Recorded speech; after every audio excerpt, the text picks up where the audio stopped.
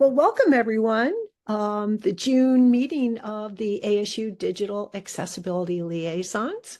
We're very happy to see everyone. Thank you so much for taking time to join us this afternoon. Today we have a very exciting presentation, one I'm really excited about. Where Lindsay O'Neill from the Office of Human Resources is here to talk about accessibility and articulate rise in storyline, which I get lots of questions about that. So I'm really curious to hear what she has to say.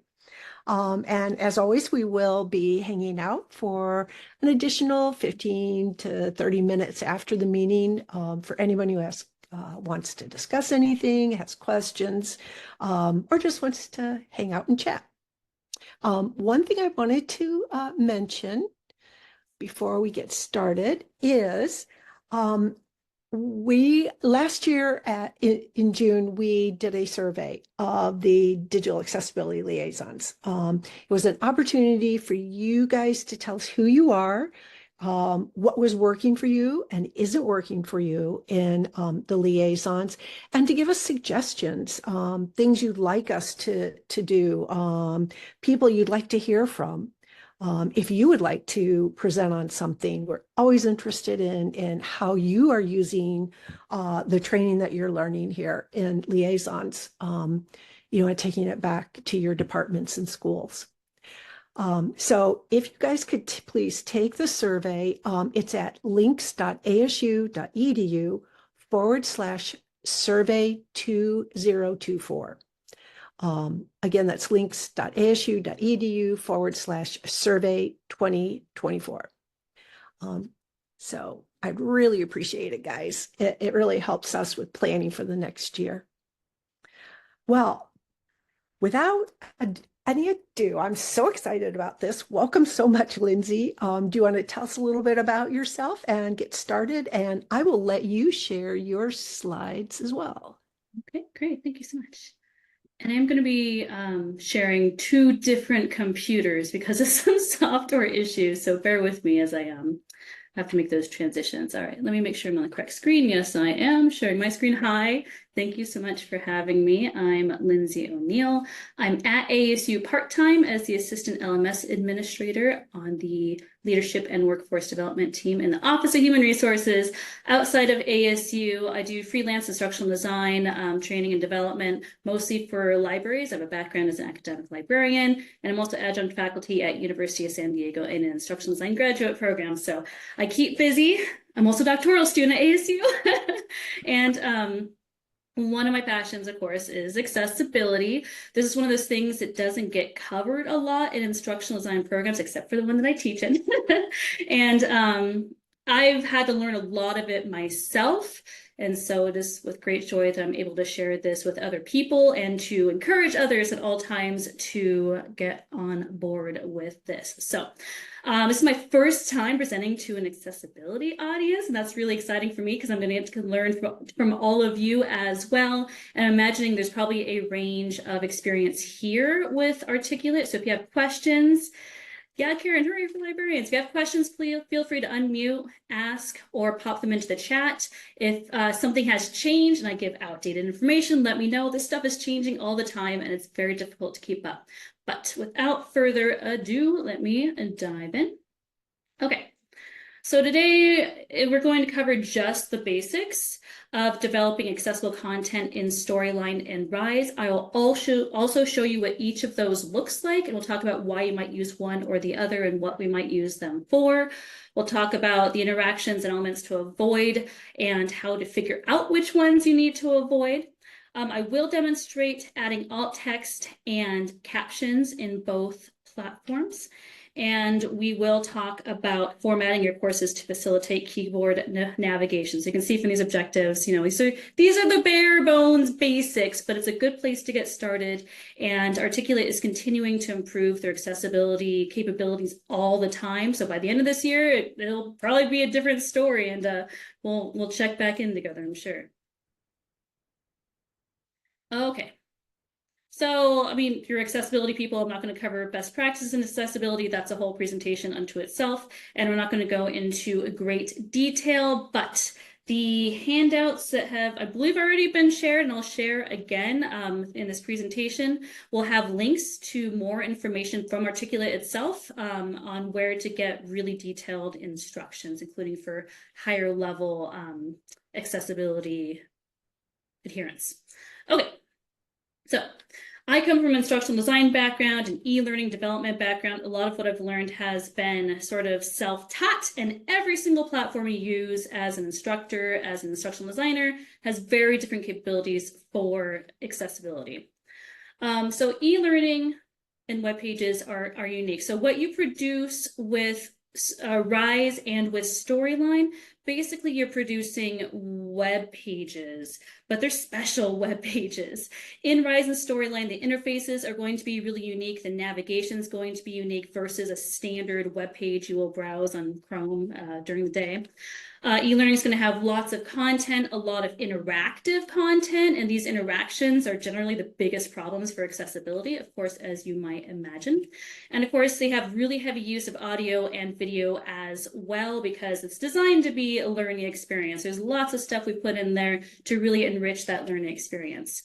And if you're using something like WebAIM's Wave tool, it's just not going to work with Rise or Storyline like it would with a standard web page because there's just so much going on in the back end, and it's not just a flat web page. It's like a lot of sub web pages that are linking to each other. It's pulling content from its back end. It gets really complicated really quickly. So Wave is not going to be your friend if you're trying to check this stuff out and make sure it's accessible. So of course, as you probably already know, if you're going to be building in accessibility into your e-learning experiences, it's always best done from the start. My initial goals are always going to be keyboard navigation, screen reader usability, really making sure these things are going to be as basic, most accessible as possible, and layering on top of that as the technological capabilities are able to, and for my particular audience. As always, your accessibility checks are going to need human judgment. Unfortunately, they don't have checkers within Rise and Storyline that really go in depth into accessibility, and it's really similar to any of the Word or PowerPoint platforms where it has a checker, but like you still got to check and make sure that things are as they're supposed to be because a lot of the stuff is very subjective. And of course, people always ask, well, what about templates? What if I just build this accessibility template, or you just give us an accessibility template? And I always say, yes. Templates are great, but the minute you start building out in it, I'm sure you all know, it becomes inaccessible really quick because all this stuff is really subjective. So what you think might be accessible might be not accessible, or it might be not as accessible as it could be to someone else. But in any case, you always have to use your own judgment to make sure this stuff is going to work. And I'm talking about, how good your alt text is. If you're using inaccessible blocks, I mean, Rise and Storyline, they're not going to alert you if you're using content that's inaccessible. You have to figure that out for yourself. You got to remember to adding closed captions, all those basic things, which is why I created those handouts that I use for myself as well that have checklists. Oh, Kathy, is this being recorded? Yes. Okay, great. Someone asked in the chat. Okay, so if you don't have the handouts, these are the quick links to the handouts and the QR code as well. I think they've also been sent out over Slack. I've also got my email address at the end if you want to email me, and I can always send these out to you additionally as well. Anyone still needing this QR code? I'll move on. I can share this again later too. The code on the screen says tinyurl.com/articulate508. Thank you. Thank you. tinyurl.com/articulate508, all lowercase. Thank you. And thank you for putting that into the chat. I appreciate it. Okay, that's in the chat. We'll move on. Okay, so Articulate. I love Articulate. I love e-learning developers, love Articulate. Here at ASU, a lot of our courses that are loaded into Career Edge, which is what I'm the assistant LMS administrator of, a lot of those courses are Articulate as well.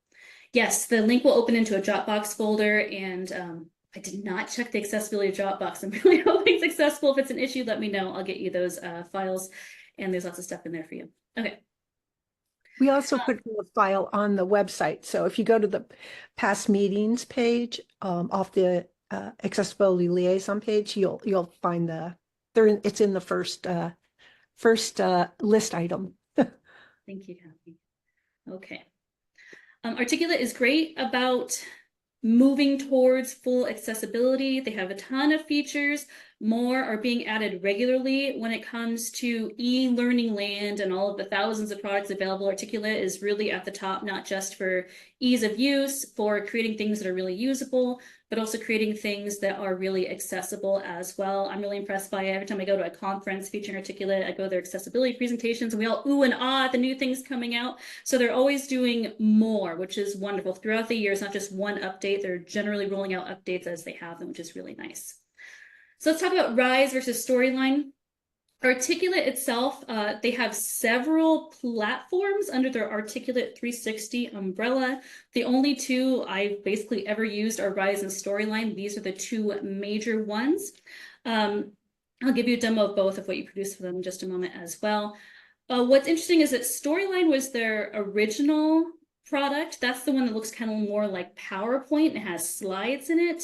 Storyline is wonderful. It gives you ultimate creativity, but what you produce with it is not responsive. It won't reflow. It'll resize, but you know, as you know with PowerPoint slides, if you resize them to a phone screen, for instance, they're going to look awful. It's not going to be the same. And it's less easy to make accessible content with Storyline, though it does have some pretty good features. It just takes more work overall. Rise, I think was the big response from Articulate to being able to create content that works really well on mobile and is also much more accessible. The content on Rise will reflow for any screen and still maintain readability and usability. And it's more of like a flat web page that you'd expect to find with any website where you can scroll through in a linear fashion and have a very good navigational experience. So if you're going for something that's really accessible and is also quick to develop, Rise is always going to be the best choice for you. So let's talk about Rise, and then I'll talk about Storyline after that. So I've got a published course called Staying Healthy in the Heat, just a demo course that I created.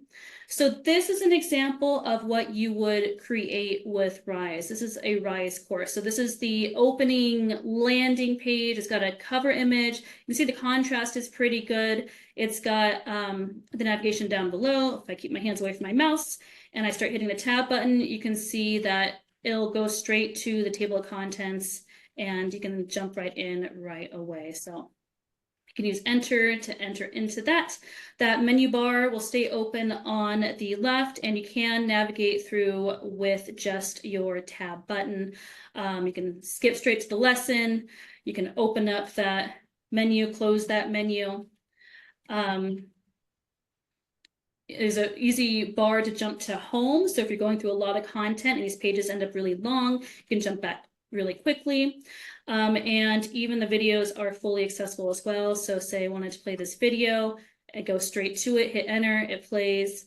And you can also tab through all of the options in the video player as well, which is really nice. So it does support captions. You can control the speed, you control whether to make it full screen or not. You can control the volume there as well. This one doesn't have volume. So if that's something you're expecting to hear, there's no volume there, and so on and so forth. You can continue tabbing through each of the interactions. It has a really nice tab interaction. These are all built out very quickly within Rise. You can tab through the content. They have a really nice variety of interactive blocks, they're called, that are still accessible. So it's really nice. You don't have to, have boring content that's just something people read. You can really go through and create things that are really interactive. This is another one, for instance, where you progress through this sort of process interactive. You can see it move through. The animations are standard, just whoop, they go through. So hopefully they don't cause any issues, but it's very easy to navigate with your keyboard. So this is just a quick course I threw together as a demo for this training in particular. If you do nothing to make things accessible, it's still pretty accessible on its own, but of course you need to pay attention to those specific features to make sure you add them in as you go. So one, of course, is alt text. You need to add closed captions. And chiefly, you need to avoid non-accessible interactivity. And again, Rise and Articulate as a whole are pretty good about, oh my gosh, I don't know why this keeps taking me to the German version of this page. It's very strange. I swear when I use this on my own, it doesn't do that. Let me Does your page, is the page something that you have control over editing? Because if you do, you could change the language from German to English in the HTML. This is the Articulates page. Oh, then. And I don't know what if I copy and paste the link, it works just fine. Oh, my PowerPoint stopped responding. Thanks, PowerPoint. All right, let's see if why is this working here? Oh, I copied the link. It's not working. Okay, well, this computer, I swear. Articulate Rise. We'll just do a quick search for it. Inaccessible blocks. Do what I have to do. So they have a really nice how to design an accessible course suite of web pages over at Articulate. They give you tons of information on how to design things that are really accessible. So in particular, it's important to use accessible blocks. And of course, this one is not giving me the direct link to the interactive blocks. I wonder if I can try this one again. Okay, control, copy link. I'm gonna try this one more time. I want you to take me straight there. You can do this. Nope, that was the wrong one. Oh, that was my demo. Never mind. Am I clicking on the wrong thing here? I'm on the wrong slide. I'm so sorry. I'm bumbling through this presentation. I will get there. I promise you. Copy link. It's not going to be German this time. I can feel it. There we go. Okay. What a challenge. Okay, so Articulate's really good about keeping this page updated where they tell you what's accessible and what's not. Yes, thank you. And I can put this link into the chat as well. So I put a link to this page, and this is also linked in the handout I prepared as well.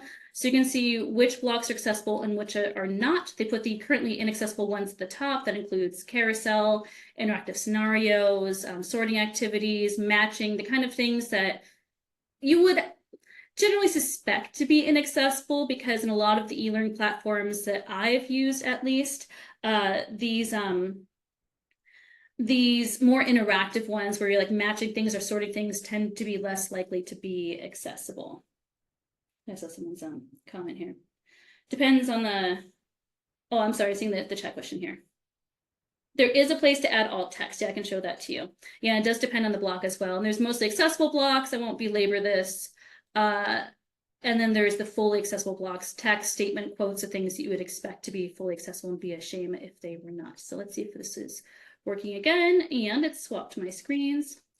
I'm not loving this computer. All right. Okay. So now I will walk you really quick through editing a Rise course. Let's see if I can get that open and if I remembered to log in. I did. All right, wonderful. All right, so here is an edit version of that Rise course I showed you, the Staying Healthy in the Heat one. It's really easy. You can just dive in and start typing things. You don't have to go into like an editing mode. This is all one big editing mode here. So you can see this is the first lesson I showed you with the video. It's really easy to add content. It's all very linear, which again, it produces something very linear for your learners later on. You can just hit the little plus box here. It'll show you what you can add. It does not show you which ones are accessible in here or give you instructions from in here to guide you on how to make these things accessible. But again, that information is pretty easily available out there. I can show you how to add captions, for instance. So when you add a video, it'll add like a default video. You have to replace it with your own. And then when you go into edit, you can manage the captions. One odd thing about Rise is that it only takes VTT captions. So if you've got SRT, subrip captions ready to go, you'll have to convert them to VTT, which is a little, it's not that unusual. It's just a little annoying, I guess. I know there's other platforms that do the same thing. But it's pretty quick to add the closed caption file, at least when you're not using this particular computer, which is out to get me, obviously. I'm at a special presenting computer for our team, and it's not going as I would like it to. Okay, you get the point. You just upload the closed caption file. It'll plot those right onto the video, and you'll be ready to go. And Chrome has frozen, so. Okay, it's gonna come back. I don't think it's gonna come back. So good to know. This computer's just going to freeze. In any case, I'll pop back over here.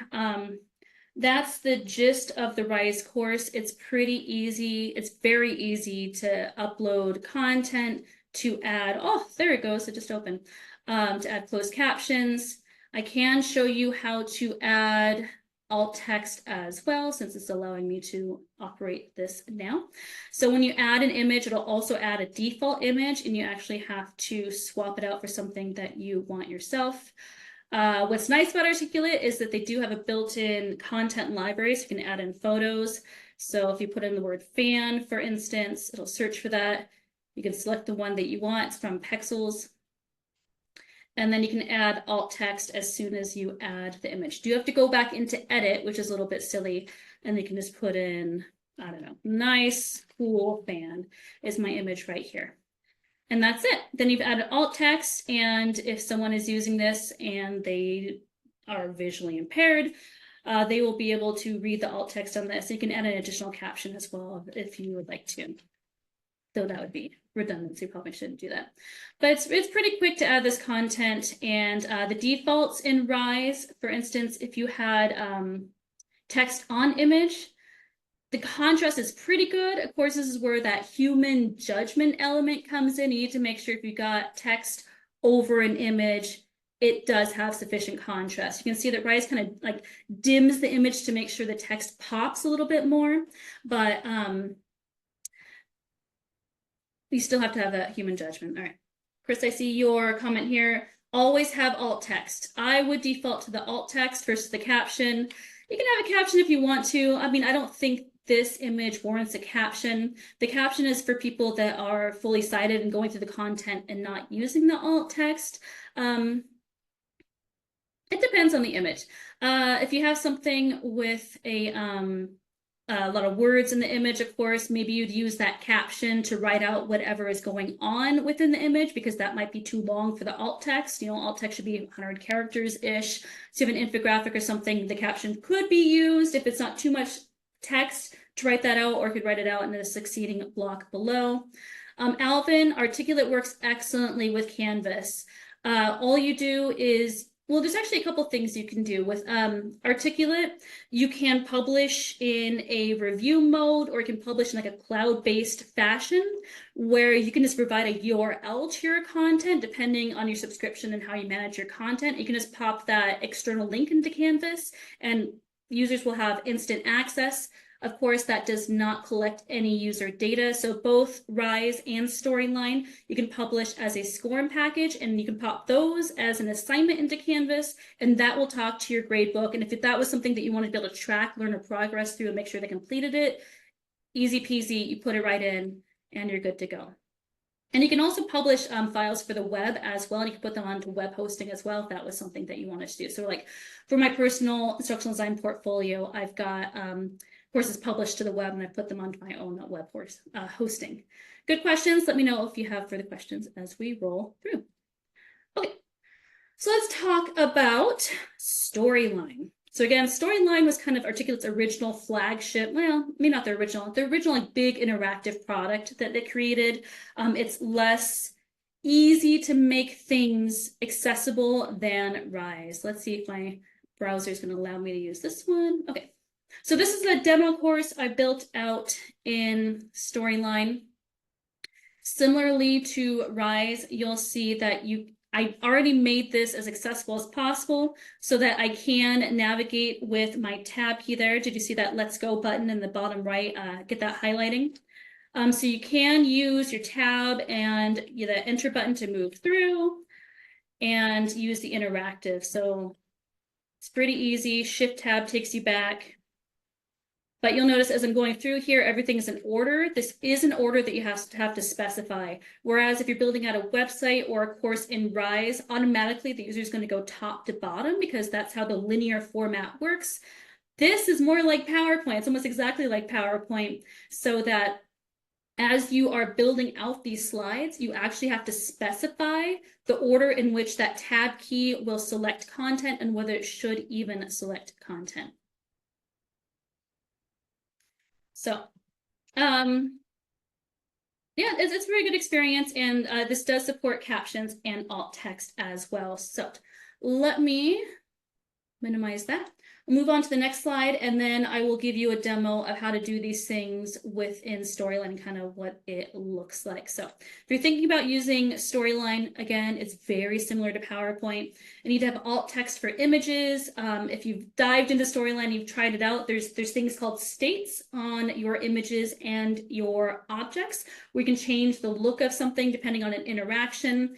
And you need to have alt text for each of those states as well. So it can get a little bit complicated because there's alt text for the base image and then alt text for the additional versions of that image. You do have to set the focus order, and that's what it's called in Storyline, is the focus order.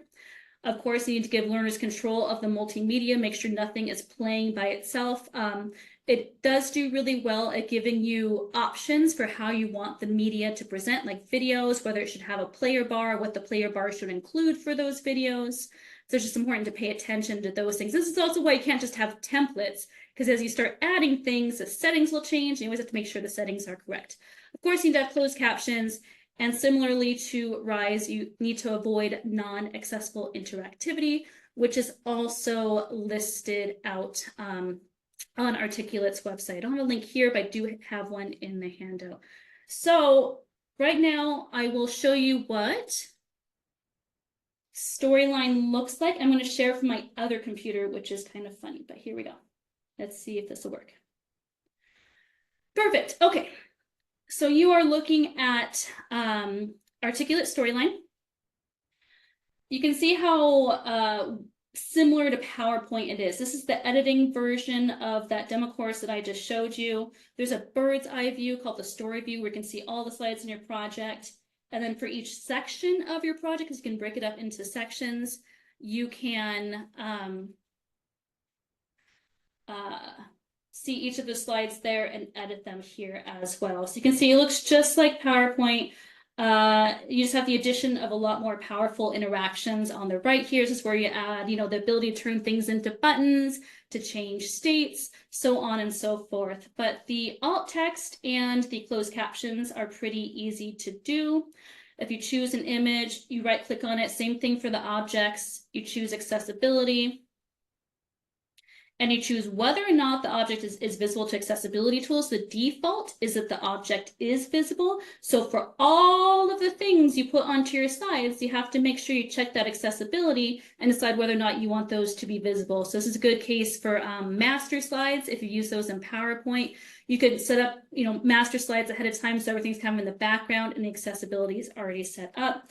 And then you choose the alt text here as well. So contrast on this isn't great. I don't know why this kind of fades out, but that is the alt text that users will experience. This is a shape, this plants and animals shape here. This is actually an object that has text in it, and it will default to the text that you put into that shape, but still you want to make sure object is visible, plants and animals. If you have decorative things, like this one down below is decorative. This one I have not checked because I don't want it to be visible to accessibility tools. And then I'll show you the focus order that's here on the Home tab. This is where you have to manually set the order in which your user will tab through items on the slide. So usually, top to bottom, left to right, requires your judgment. First, you should always set whether or not you want these things visible to accessibility tools, because only the things that are visible to accessibility tools are going to show up here. Sometimes the default focus order is correct. That seems great. Sometimes this is not, and you have to create a custom focus order and then rearrange these things. And it's really easy. There's just little arrow buttons down here. But to make it as easy as possible on yourself, it is important that you use really good, consistent naming conventions for your objects down here. Like when you add a new square, instead of just having it be the default square 22, actually give it a name so that when you're looking at it in the focus order, you know what it is and where to put it in that order. Oh, so the plants and animals text, Marissa. So this particular slide is it's like a section header, and this section is going to be about plants and animals. So would it be defined as a title? Do you mean like by an accessibility tool? That's a good question. So in Storyline, yeah. So in Storyline, unlike Rise, which automatically sets headings and titles and all of that, this one you have to manually set. So this one I have set to be heading 1, which tell me if a title would be better. This one I don't think has the option of a title. It's only normal text heading 1 through heading 4 and so on. So this one I have set to, oops, heading 1, which is basically the best I could do in Storyline. But yeah, this, if they're reading it as text, this would be the heading 1. And then if you're on other slides with a lot of text, you'd be able to specify and format those succeeding headings as you go down. Okay, so I showed you alt text. Captions are pretty easy as well, and I can show you, so I've got kind of a tiny window here. I can show you the video tools as well. So if you select your video, you've already got that loaded. You can choose how the video behaves when the video plays. Don't want it to be automatic. You're gonna have to specify it when clicked. And you can add captions as well. This one does take subrip captions, SRT. So if you insert your captions, these ones are going to be SRT, the Rise ones are VTT. I don't know why. This may not, okay, won't work. Oops, I want to import captions here. I don't think I had existing captions, but in any case, I'm not gonna be able to find this here. In any case, it'll let you load your captions really quickly. I had that ready to go before, and now I don't, so I'll just exit out of here. Okay. So that's kind of your crash course for Storyline. Again, you can see it is very PowerPoint similar. Oh, Benno, you say it mimics Adobe. Interesting. I'm not a big Adobe user, so I would love to know more about that. Adobe is getting better. Adobe Captivate's not so good, but Articulate's pretty good. All right, so let me go back to my main computer here. Let's go to screen 1. Okay, so back to the slide deck, and I got a couple more things, and I will wrap it up. Okay, so when it comes to alt text and object visibility, I gave you a quick demo of those already, but for every single object you put into your slide, just to reiterate, because you can't say this enough, you have to go into the accessibility settings and make sure it's visible or not visible and set the alt text. So this is one of those things that as you are considering accessibility, it's really important to do this right from the start so that you're a little more minimalist perhaps in the objects that you throw onto your slides. So you're not having to go through and do 100 objects per slide, for instance. Pretty easy. You just right click, select accessibility, choose a visibility. I've got a quick demo video again in here of what I just showed you. Just click it, right click, choose accessibility, and then you can check or uncheck whether or not it's visible and what that alt text should be, because the alternate text will default to the file name, as you might have just noticed there really fast. So pretty quick and easy. And if you have anything that's decorative, again, as always, make sure that it's not checked and close it out. And then again, the really key thing to remember Storyline is you have to specify the focus order, which is the order in which your keyboard users are going to navigate. They're going to use Tab to go through all of the objects. It's pretty easy. You just have to hit that focus order on the Home tab for every single slide. Again, think about how many objects you want on each slide. This is one of those design philosophies to make sure that you're not going too crazy and making your life more difficult. So for this one, I created a custom focus order. I wanted to put the title up top. And make sure that everything was in the correct order as they go through. So you can see I named things in advance to make my life easier for making sure I knew what I was selecting on that focus order. And if any of you are familiar with layers in Storyline, you do have to specify the order in which objects under layers are accessed as well. So if this slide had a bunch of layers, it would all appear in one big list. So it's really important you name those things in advance because you'll see it all in one big list. It's one focus order per slide, no matter how many layers you have. So that's a big challenge. Let me see. Does it go backwards like PowerPoint slides? Alejandro, I'm looking at your questions here.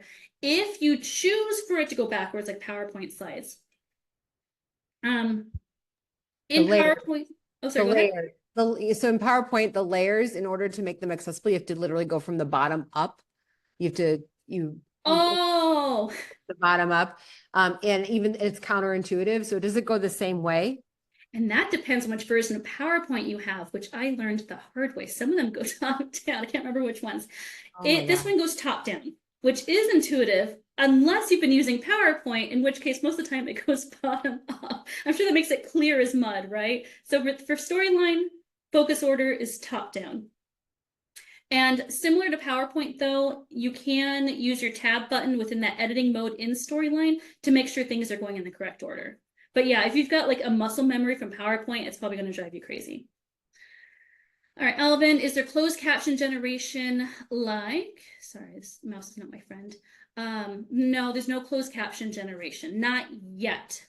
But Articulate's getting on the AI bandwagon, and they're going to be rolling out a lot of AI features, so that might be coming, you know, fingers crossed, I hope so, but not yet, as far as I know. I've always had to go, you know, if I wanted them to be generated, put videos onto YouTube, pull the captions, fix them, put them in a storyline, it's a whole thing. So not yet, hopefully soon.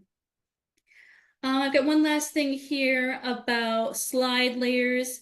If you want to make layers really accessible in Storyline. This is one of those niche things that you only need to know if you use Storyline, so I apologize if this is boring you to tears, but there's certain parameters for how to use layers in Storyline. You want to hide other slide layers, and you want to use a certain type of layer called dialogue, which will help your user only see or be able to interact with the layer that's currently showing, rather than having a lot of different layers going on at once. And notice some pause timeline of base layer as well, just to make sure things get easier. Okay.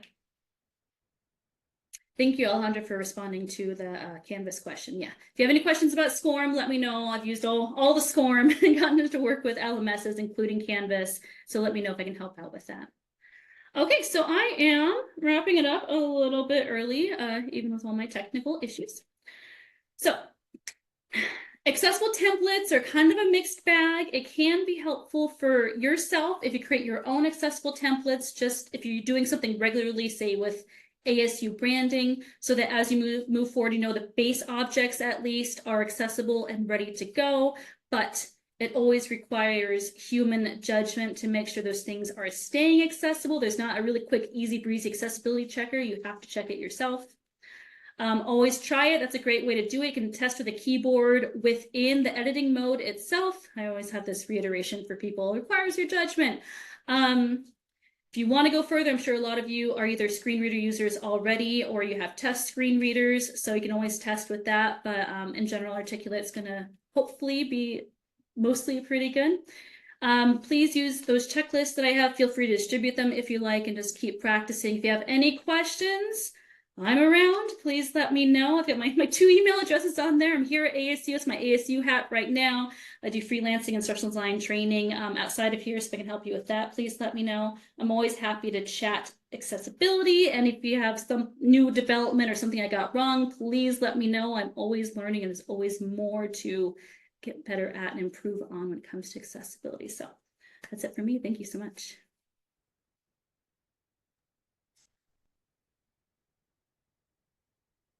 Thank you so much. Thank you, Lindsay. I see. I'm trying to see. And I'll put my email address. There we go. Okay.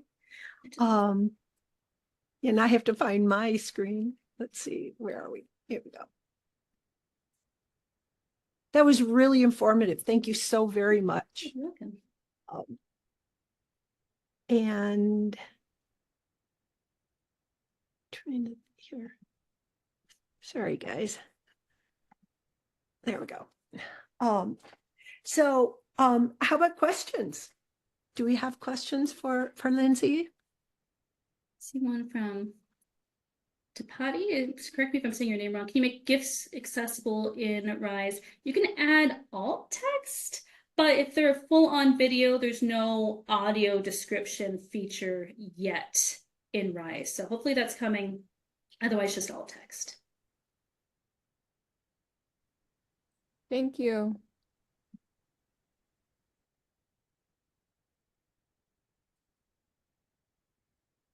Let's see if there's anything else in here that hasn't been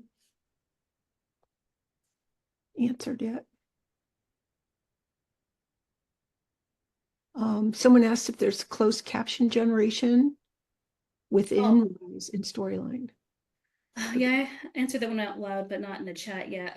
Closed caption generation, not yet, but hopefully soon as they add more AI features. I'll answer that too. Okay. Yeah, they're going full tilt into AI, and the AI looks really promising. So hopefully that'll be one of them. Yeah. Benno, I see you got your hand up. Checked unmute. Thank you, Lindsay. Appreciate the presentation. Please forgive my ignorance, but I was hoping that you could talk a little bit more about ASU's relationship with Articulate more broadly. Are there other departments, are departments being encouraged to utilize the software as they're going in and making adjustments in Drupal and other interactive software?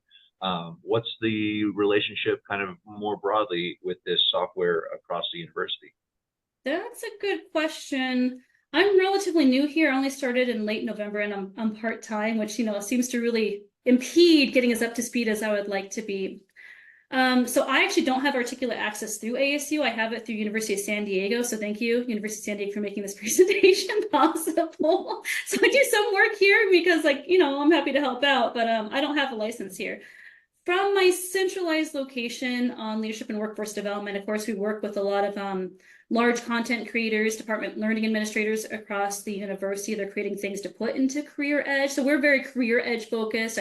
I teach in Canvas, outside of ASU, but here at ASU, more Career Edge focused.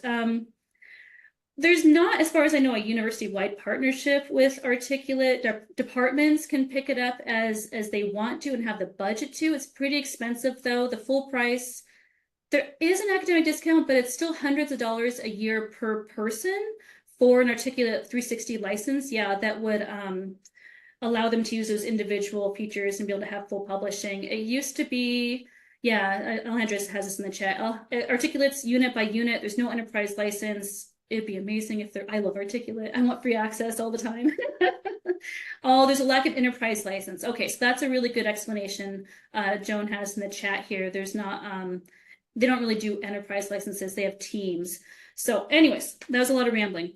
When people that are looking to create content for Career Edge are asking me for my opinion, I always recommend Articulate, but it is really expensive. I tend to recommend Camtasia as well. It's really nice whenever you want something that's really self-contained. Yeah, that pricing does feel prohibitive, and that's with the academic discount. If you're like a freelancer, it's $1,000 a year, just easy, gone. So hopefully you're making a lot of money off your projects. Oh, and one thing I will mention as we move into Workday, I'll just warn those of you that are currently department learning administrators, we're not going to have a fully fledged quiz feature yet in Workday. So if you want to have a really, really nice quiz, there's going to be a quizzing feature, but it's going to be kind of odd and basic. That's something you could wrap into your Articulate projects as well. I will say Articulate used to have a really nice free trial. I think it's down to 30 days for Articulate, but anything you produce with it, you can keep.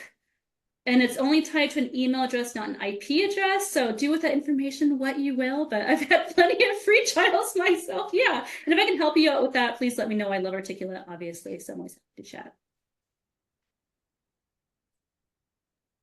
Thank you, Lindsay. Appreciate you again. Yeah, you're welcome. Yeah, it's always a nice solution when you want something that's like a nice small package and everything's all in one, but you do have the issue where you have to go into the editing mode to edit things, republish it, re-upload it. So it's good for things you only update maybe once a year or more infrequently.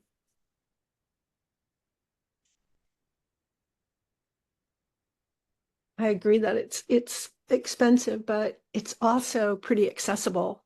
Yeah. And I think that for all the functionality and the complexity of what it does, that to make it accessible was probably quite a trick. Yeah, I'm impressed by it. Yeah, Rise especially is amazing. You get what you pay for.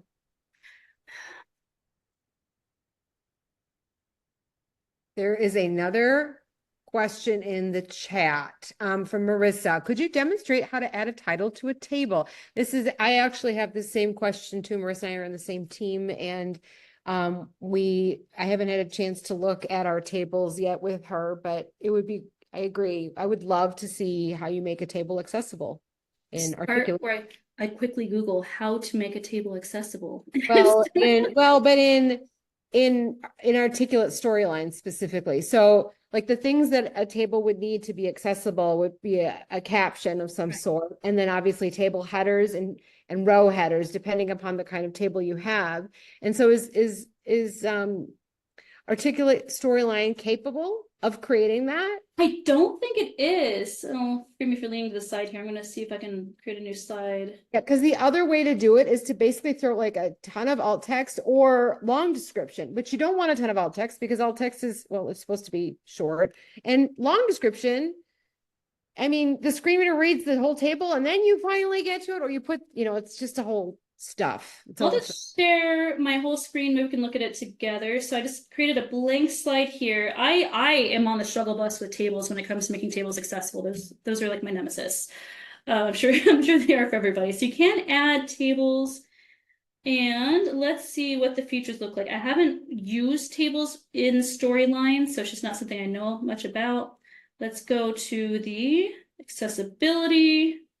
Yeah, so it looks like it's bare bones. It treats it like an image basically. So I don't know how this would work with a screen reader. So I'm not even sure if it'd work well with the tabbing. Okay, content 1, oh, 2. Yeah, so you're not able to give it a title. You're not able to specify the direction the content should go in. well, but hold on a minute. I'm looking at this and this looks just like PowerPoint. So go back to that table design.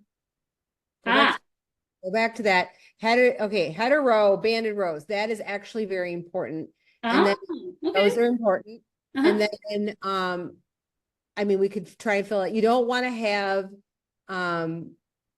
that top row with the title. I mean, is that, oh my goodness, are those merged cells at the top? Is that what that is? You don't want merged I cells. believe it is. So I bet you could probably delete that or choose a different.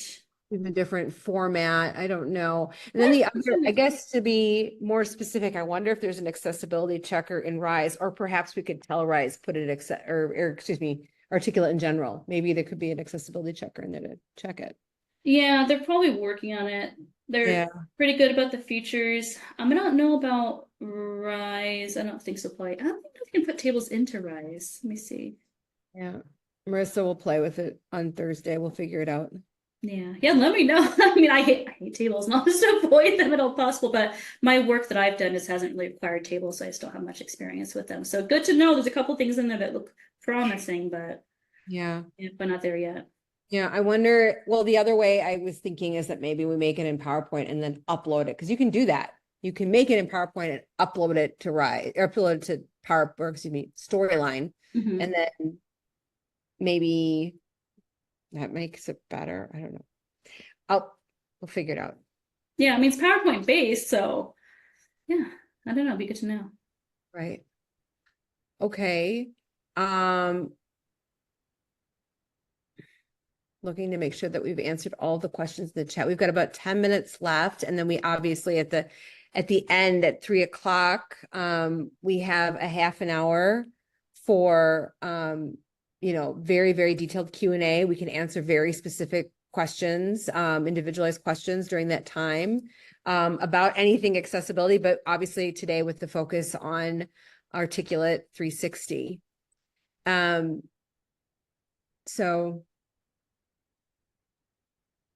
are there any other questions?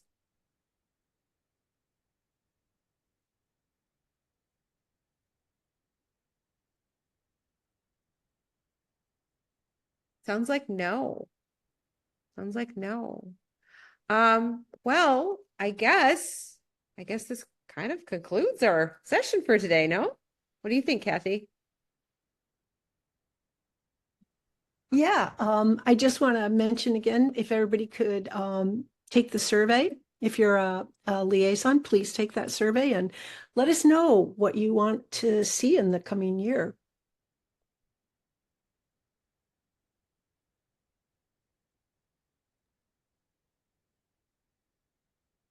I can't hear you, Alejandra. Had you already dropped the link in the chat for the survey, or I suppose we could just post in the accessibility channel again, just to make sure.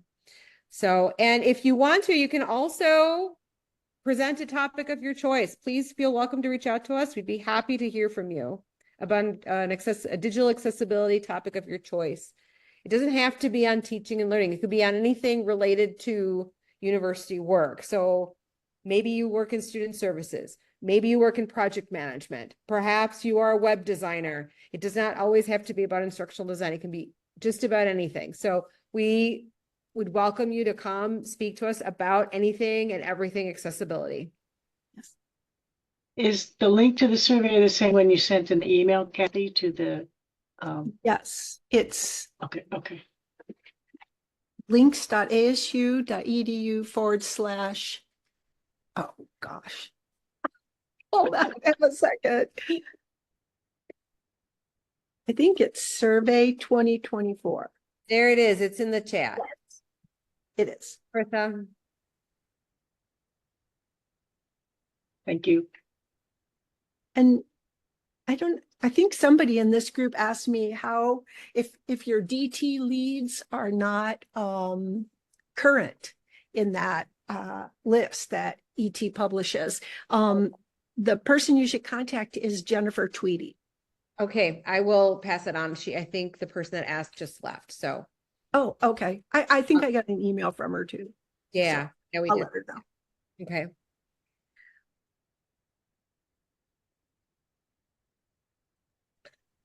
So who wants to talk about anything accessibility? I think we should probably stop the recording at this point. Kathy, I think that's on you because I can't.